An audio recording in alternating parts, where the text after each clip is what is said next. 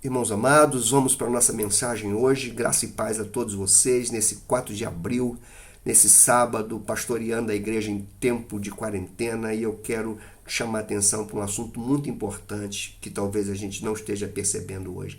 É a necessidade de nós não permitirmos que os perigos externos atinjam a harmonia interna da igreja. Quero chamar a atenção para uma outra dimensão dessa pandemia, que é a guerra espiritual e a convocação divina de nós batalharmos pela fé e não permitirmos que ela seja atingida. Por como disse o apóstolo Judas, ou melhor, como disse Judas, nós precisamos batalhar pela fé que de uma vez por todas foi entregue aos santos. Paulo, quando escreve sua carta aos Filipenses, ele diz: vivei acima de tudo de modo digno do Evangelho, para que, ou indo ver-vos, ou estando ausente, ouça no tocante a vós outros, que estáis firmes em um só espírito, com uma só alma, lutando juntos pela fé evangélica. Nós não vivemos o Evangelho porque o Evangelho é aquilo que Cristo viveu por nós, não aquilo que nós vivemos por Cristo. Mas Paulo está falando aqui que nós precisamos corresponder ao Evangelho e batalhar por esta fé que foi dada para nós e que, de certa forma, sempre foi ameaçada. O ponto aqui é como.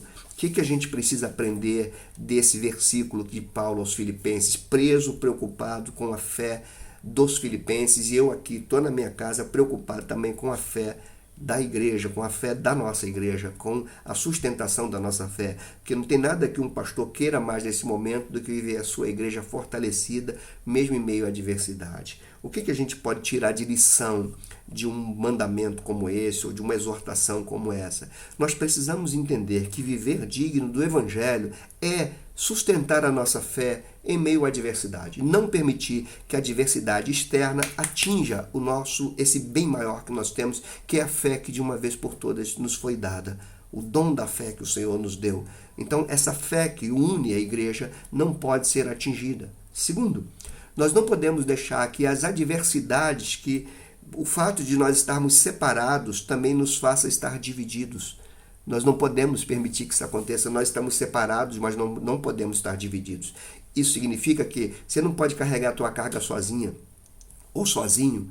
Você não pode achar que por conta de ter uma debilidade, uma fragilidade num momento como esse, achar que você tem que se trancar num quarto e não falar para ninguém o que você está sentindo. Nós precisamos uns dos outros. Por outro lado, você que se sente fortalecido, você não pode julgar aquele que está mais fragilizado, achando que estão com uma espécie de mimimi espiritual. Não, você não pode fazer isso.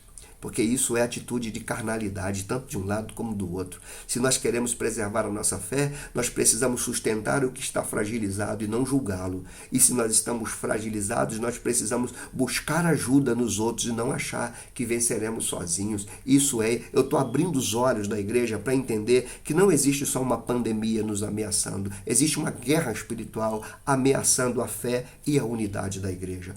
Como fazer isso? Paulo diz: lutem juntos. Não lutem separados, lutem com uma só alma. Nós podemos estar divididos em corpos, mas nós não podemos estar separados em almas, lutando juntos, numa só alma. A minha dor é a tua dor. Se você passa por lutas, compartilha comigo, compartilhemos com os nossos irmãos e vamos juntos. Nossa oração precisa estar unida. Quando Jesus, depois de ressuscitado, quando ele ora ao Pai, ele diz: Pai, que eles sejam um como tu és em mim e eu em ti, que eles sejam um em nós. É a hora da unidade da igreja ser o grande antídoto contra as ameaças da fé. Estarmos mais firmes do que nunca, mais unidos do que nunca. Como disse o Salmo 133, é bom, é agradável que os irmãos vivam em unidade, porque ali o Senhor ordena a vida e a bênção para sempre. A nossa unidade não depende da nossa reunião, depende da nossa fé e depende de corresponder àquilo que Jesus Cristo fez para nós. Agora, uma outra lição para nós é que nós não conseguimos preservar a unidade, não conseguimos carregar as cargas uns dos outros, não conseguimos ter empatia, não conseguimos ser solidários aos outros, não conseguimos perceber a fragilidade dos outros sem julgar. Nós não conseguimos fazer isso se nós não olharmos para Jesus Cristo. Jesus Cristo é o nosso modelo. Paulo diz assim: tende em vós o mesmo sentimento que houve nele. Esse sentimento de Cristo que se compadecia daqueles mais fracos, mas ao mesmo tempo, quando ele sentia as fragilidades da sua alma, ele pedia ajuda aos seus discípulos, dizendo: vocês não podem vigiar comigo, a minha alma está agoniada até a morte. Então, irmãos, esse é um modelo para ser seguido, um modelo que ele, por conta das suas fraquezas, por conta das suas lutas externas, por conta das adversidades que ele passou, ele não negou a sua missão, ele não abandonou a sua vocação.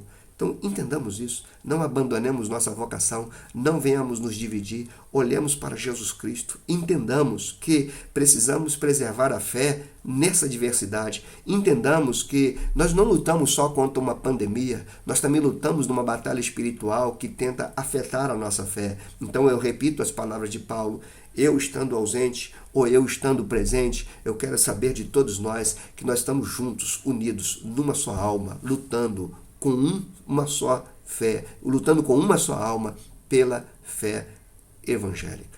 Que o Senhor possa nos ajudar a isso, que você entenda esta mensagem. Não se prenda no teu quarto, nem seja refém do teu orgulho. Sejamos um, sejamos aquele que carrega a carga do outro, sejamos aquele que chora com o que chora, sejamos aquele que levanta o outro, sejamos aquele que pede ajuda ao outro quando necessário for. Que o Senhor possa ser conosco. Deus Santo, nós oramos a Ti nesses momentos e Te louvamos por nos fazer entender que não é só a luta contra uma pandemia, é luta contra as ameaças da fé.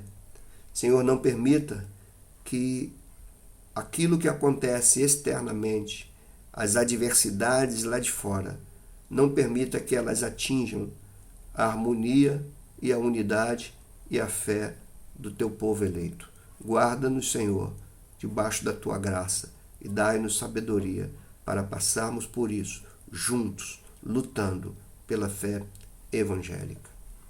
Amém.